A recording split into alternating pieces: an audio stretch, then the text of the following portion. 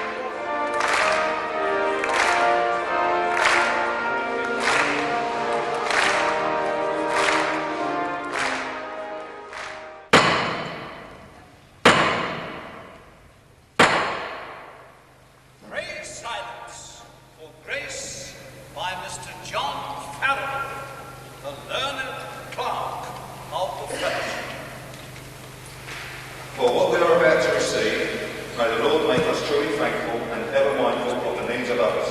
Amen.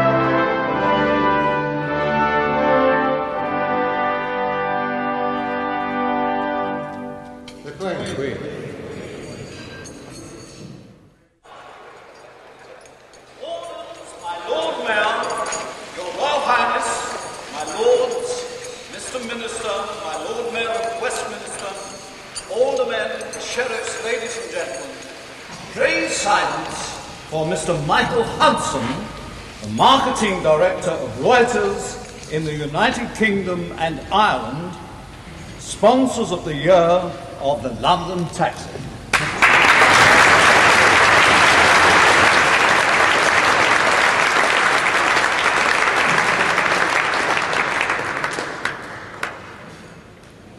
Master, Wardens, my Lord Mayor, Your Royal Highness, my lords, Minister, my Lord Mayor of Westminster, aldermen, sheriffs, ladies and gentlemen. I'm delighted to have this opportunity to represent Reuters on this very special occasion. As you know, my company, Reuters, is sponsoring the Fellowship of Hackney Carriage Drivers throughout 1994, their 300th anniversary year. When the opportunity to sponsor the fellowship arose, we grasped it immediately. First, because we much admire the long tradition of charitable work by generations of taxi drivers. Second, because we and they share the same set of values and both attach great importance to the qualities of reliability, accuracy and speed in our everyday work. And third, because quite frankly, they offer the finest service of its kind in the world.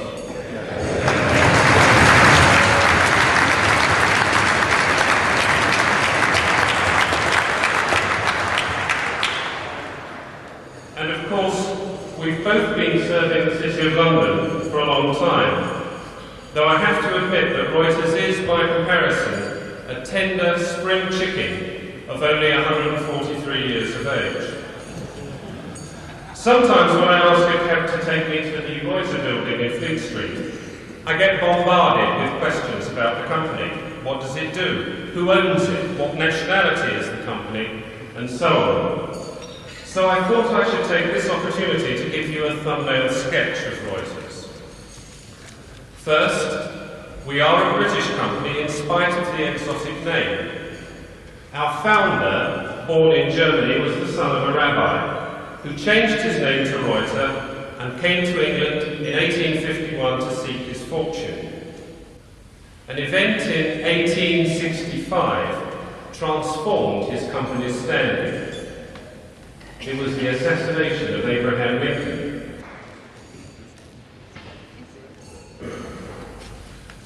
Over the succeeding years, other notable scoops followed, probably the most romantic of which being the news in May 1900 of the relief of Mafeking.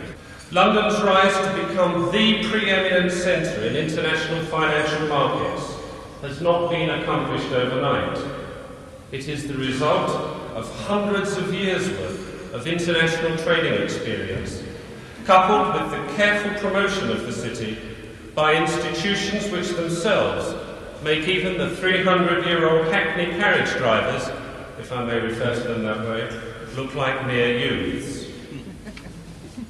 I am referring, of course, to the indefatigable efforts of the Lord Mayor of London, the Corporation of London and the Sheriffs, to whom I would now like to propose a toast.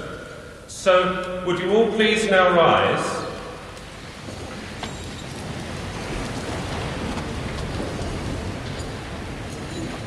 And the toast is the Lord Mayor, the Corporation of London and the Sheriffs. The Lord Mayor, the Corporation of London and the Sheriffs.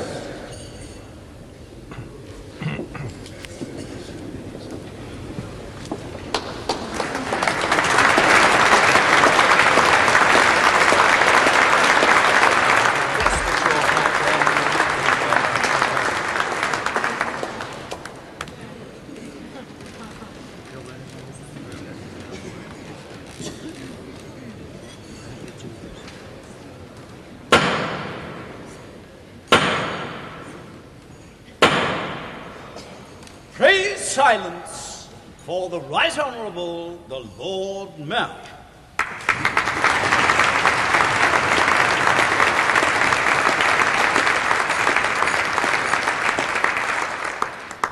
Master, Wardens, Your Royal Highness, my Lords, Minister, my Lord Mayor of Westminster, Brother Aldermen, Sheriffs, ladies and gentlemen, Mr. Hudson, thank you for your extremely kind proposal of the civic toast. And Master, what a magnificent banquet. Lady Mayoress and I have much enjoyed it, as have the sheriffs and their wives and the City Marshal. Your Royal Highness, may I say how absolutely delighted we are to welcome you here tonight to Guildhall.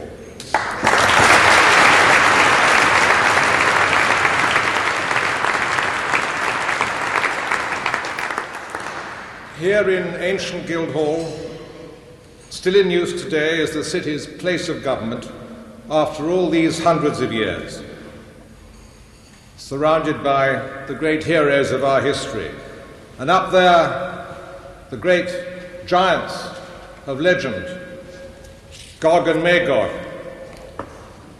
There's probably no truth to the rumour that they were Queen Boadicea's cab drivers, but she did cut up a few pedestrians. Now, the originals, of course, were destroyed in the Blitz, and the new ones were presented by a generous Lord Mayor after World War II. And when they were restored and replaced, a notice appeared on the board outside, which read, "Members will be pleased to note that Gog and Magog have been replaced by Sir George and Lady Wilkinson."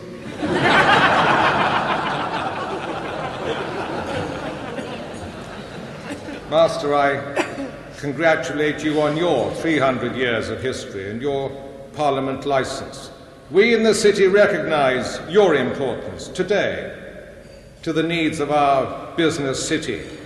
And your achievement today is that you have made such a successful effort to acquire and maintain a first-class reputation in this world-class city. Mind you, they say that 80% of all drivers think that they're above average.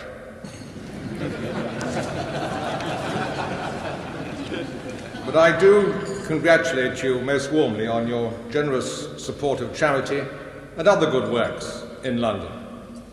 Now, Master, the Lord Mayor, in his role as roving ambassador, has to travel abroad to speak for UK plc, to promote London, the services of the city, British exports, to encourage investment in this country, and to encourage more visitors to London. And I can tell you, because I've been travelling, that London remains a firm favourite. In Japan last month, I was told that in spite of their dreadful recession, they sent 18% more Japanese to London last year, 650,000 of them. And when I went to Korea, I was told that increasing numbers of them want to come to London. And when I'm abroad, I take the opportunity to tell all those I meet that the City of London is now the financial capital of Europe, and that Britain's place in Europe is dictated by London's place in the world as a financial centre. And perhaps it's time the rest of Europe realised that too.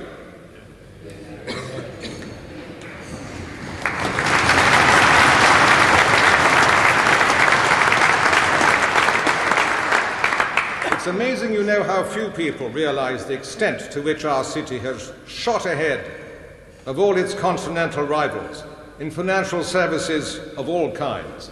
And the facts do not always speak for themselves. So I produced a card. I call it the city's export card, and it shows briefly that this city is the leading centre for international financial activity, not just in Europe, but worldwide. Perhaps every cab driver should have one, Master. And I'd be happy to provide a copy if you're members, should you wish it. And Master, you tell me there are about 250 taxi drivers here tonight. I can't think of any better ambassadors for London or for Britain than the London cabbie.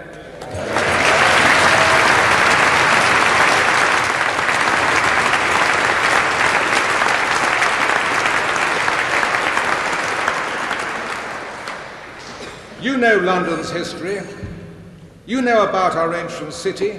You know its highways and its byways as nobody else does. You talk to your passengers. You have a great opportunity to serve London by helping to spread the word. I know many of you do. Please keep it up. I know many of you are enthusiastic about the City of London. and this city of London is proud of its hackney carriage drivers. You are part of our tradition, our heritage, and you can do so much to help to promote what we all hold dear. Here, in the most influential square mile in the world.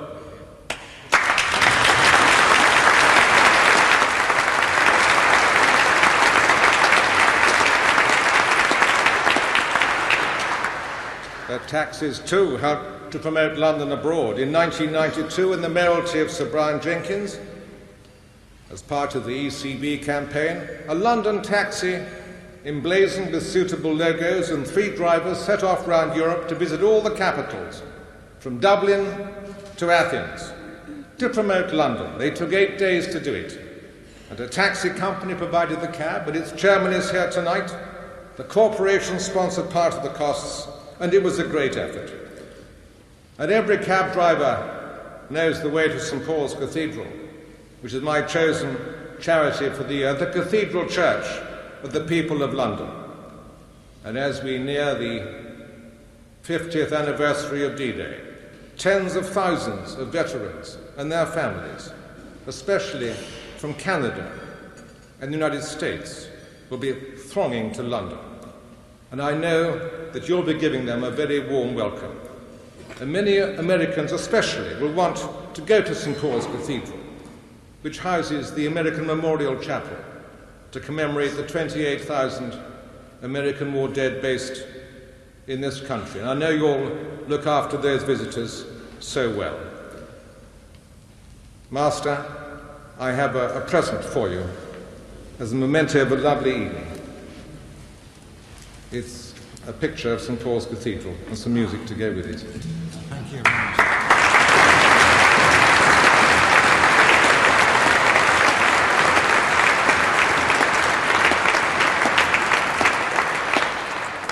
Master, I thank you again for a lovely banquet, so much enjoyed, I know, by all of us, and I wish you and the Fellowship of Hackney Carriage Drivers the very best for 1994 and beyond. And perhaps one day it'll be your ambition to become a full livery company. Patience, I'm sure, will bring its reward. But all taxi drivers know that patience is a quality that you admire in the driver behind you and not in the driver in front.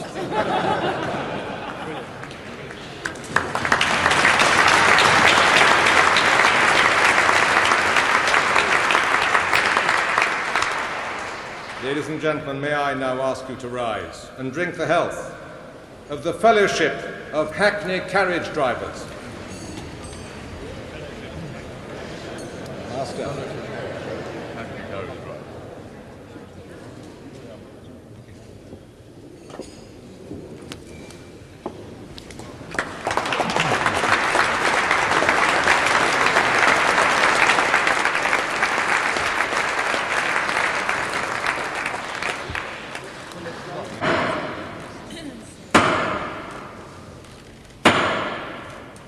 Praise silence for the master, Mr. Philip Warren.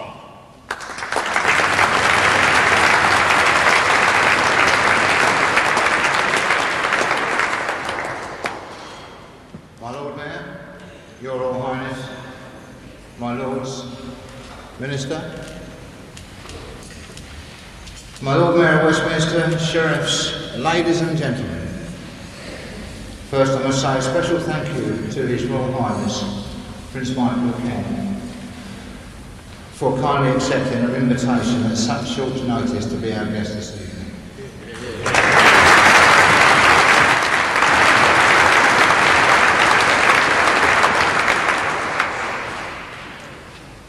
The Fellowship of Hackney Carriage Drivers is conscious of the honour paid to us tonight by the presence of the Lord Mayor of the City of London. And I would also wish to thank the Aldermen and the Sheriffs for their presence. We are delighted to have them as our guests, not this time as our passengers.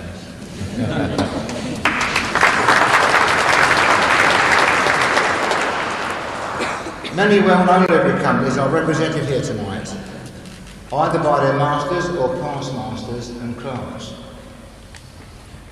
We have the Drapers Company, the Sorters Company, and the Company of Carmen. And they have the Tinplate Workers, the Master Mariners and Wheelwrights. The Information Technologists, who are the newest livery company in the City of London, are represented here tonight. And also the Water Conservators, who will probably be the next newest livery company. And we certainly wish them well in their quest for livery. I must mention Peter Turvey, past master of the Actuaries Company, for he it was who started out ball rolling when he suggested to a cab driver that perhaps there should be a livery company for taxi drivers. If you've any complaints, he's sitting over there.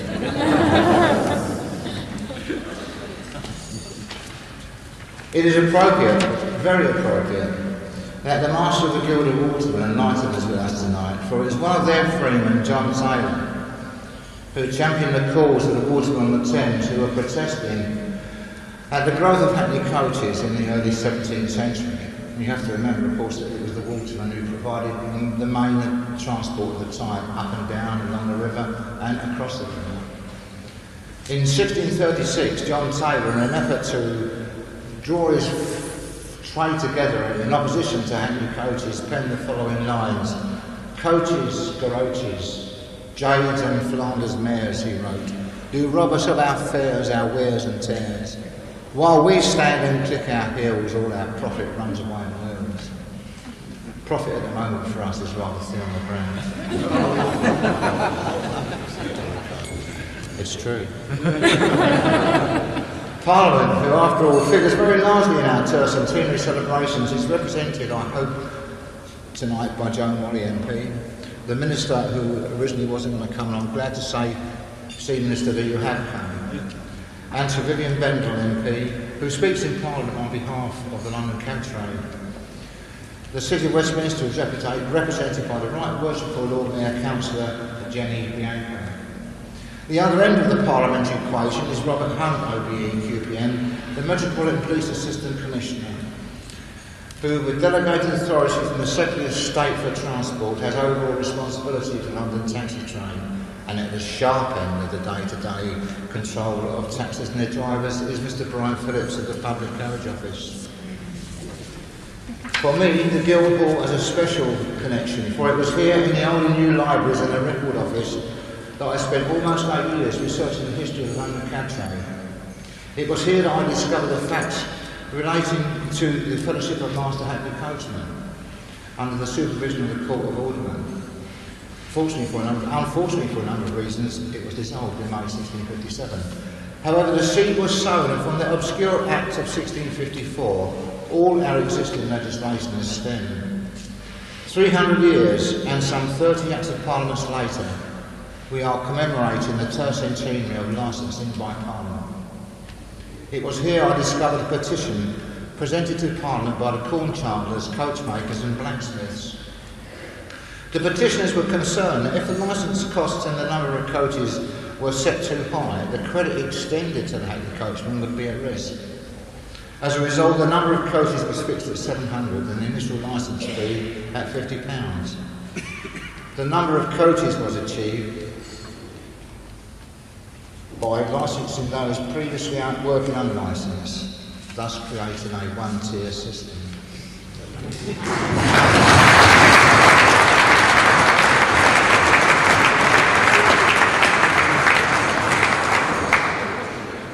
I have mentioned all this simply to show that a strong trading relationship existed between companies of the City of London and the hackney carriage trade, not only between those companies I've mentioned, but also other companies such as the harness makers, glaziers and painter stainers. This trading relationship continued until the very early years of the century, when horse-drawn hackney carriages eventually gave way to the internal combustion engine. Just over 4 years ago, 2 London cab drivers, one of whom was John Farrell, now the Fellowship's esteemed clerk, set about reviving the original Fellowship as the Fellowship of Hackney Carriage Drivers. Here we are now, 4 years later, in our quest to become a livery company in the City of London and bring us closer to our roots. We have been greatly encouraged by the support that we have received and I am pleased to say that many of those people who have supported us are represented here tonight. Our raison d'etre is to raise money for charity, to provide the educational facility within its the NVQ system, and to give assistance to those on the knowledge who we liken as the apprentices of the London cab train. One division of the fellowship is a registered charity trust who administers our charitable work, and the trust funds have risen considerably thanks to the generous support given to the fellowship by Reuters Limited, without whose support there would be no year of the London Taxi, and we would not be here this evening.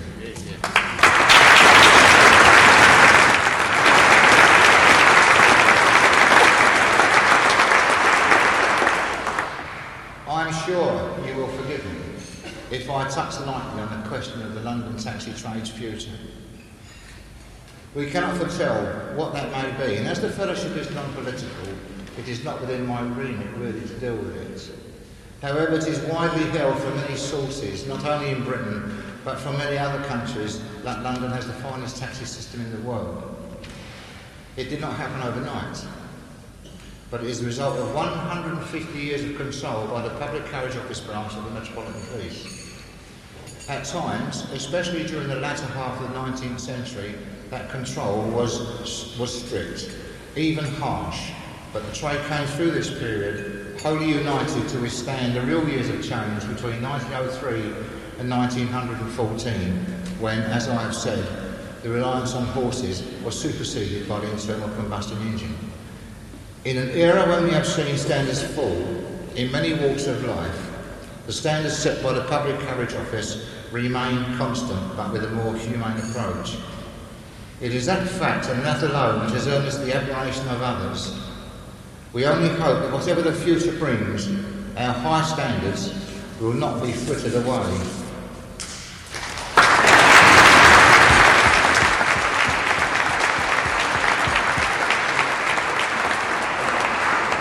I am a born optimist. I believe that the glass is half full and not half empty. I do not believe that the London licensed taxi trade, in which I passionately believe in, will be handed the empty glass.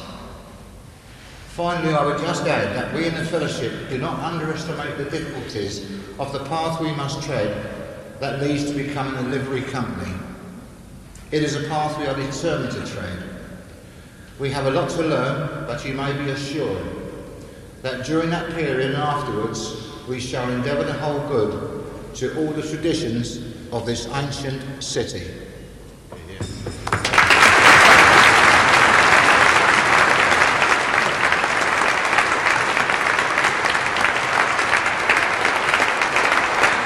If I can pay your indulgence with just one moment more, my presenters on behalf of the council.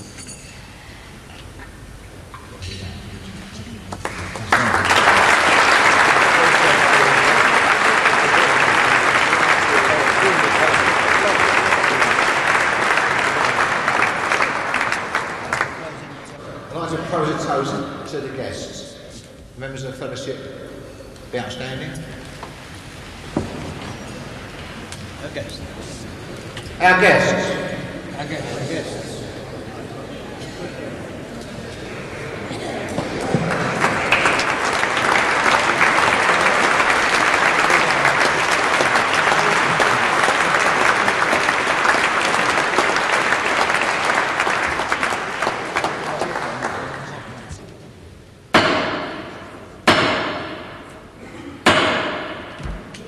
Silence for the response on behalf of the guests by His Royal Highness Prince Michael of Kent.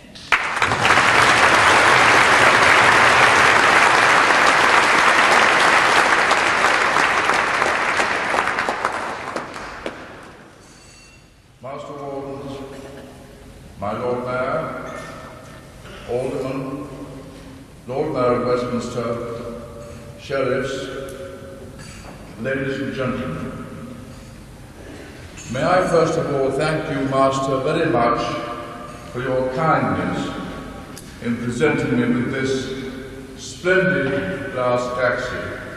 I'm delighted to have such a handsome cab.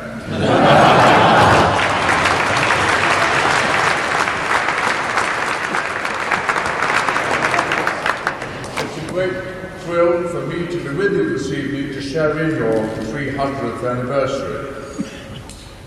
When I accepted your invitation, I thought I'd better check and see what Prince Philip, who is, as far as I can see, the only member of my family to be the owner-driver of a taxi,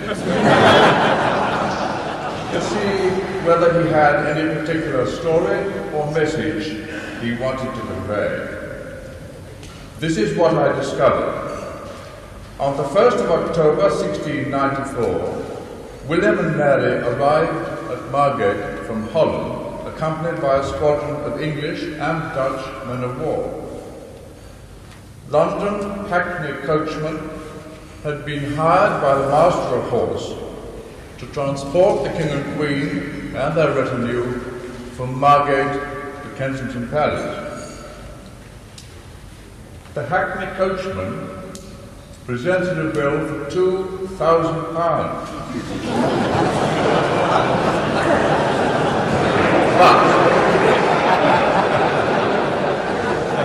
But they only received £946.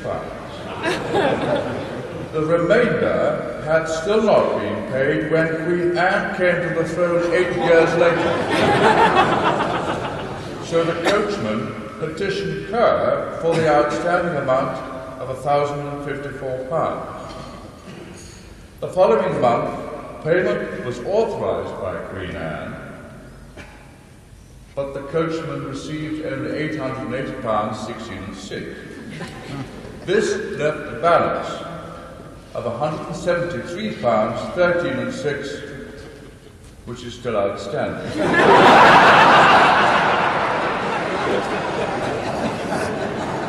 With compound interest at 3% per annum, that would now be nearly £888,000. However, I'm happy to tell you that this has since been made null and void, which is just as well, because the Fellowship of Hackney Carriage Drivers would certainly have lost the lot in the South Sea bubble.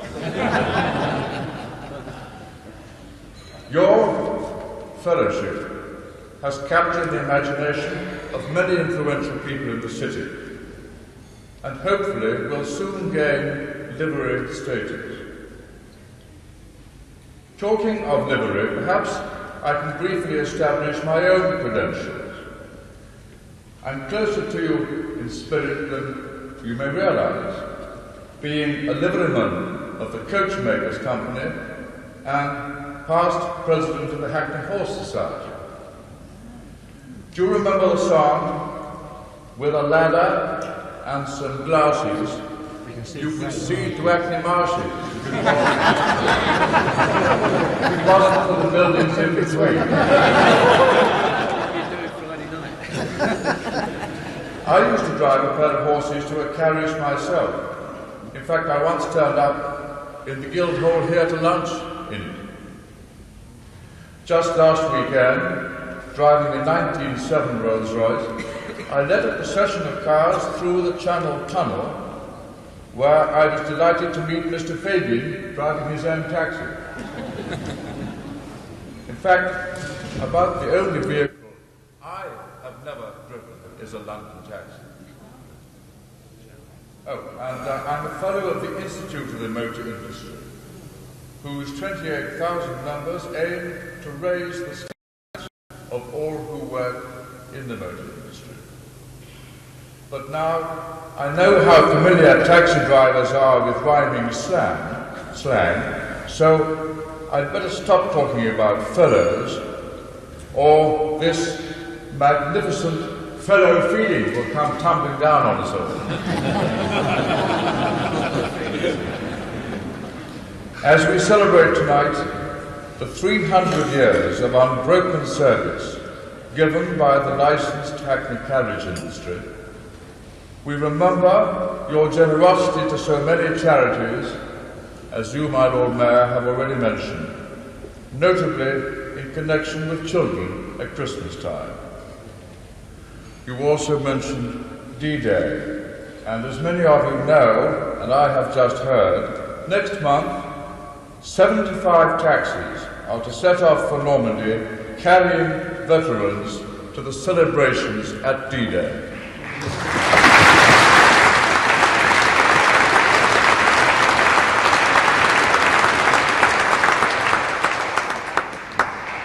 We admire your encyclopedic knowledge of London, which is truly remarkable and surely the envy of taxi drivers all over the world. Sometimes the language we hear from the cab may be a bit flowery, and sometimes the U-turns you execute in front of us may be over-ambitious. But tonight, on behalf of all your guests, I'm in the happy position to thank you for your hospitality and for inviting us to share this momentous anniversary with you. We salute you for the tremendous service you give us and wish you every success for the future.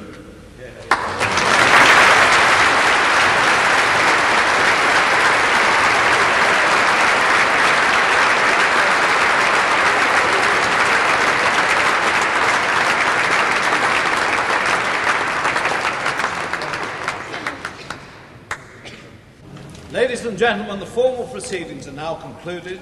The Master has asked me to invite those ladies who are seated nearest to the table flappers to take them home with his compliments.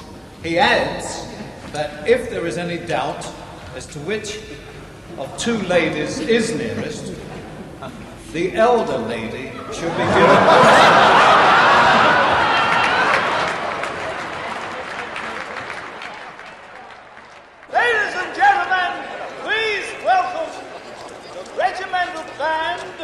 Of the 2nd Battalion, Princess of Wales's Royal Regiment.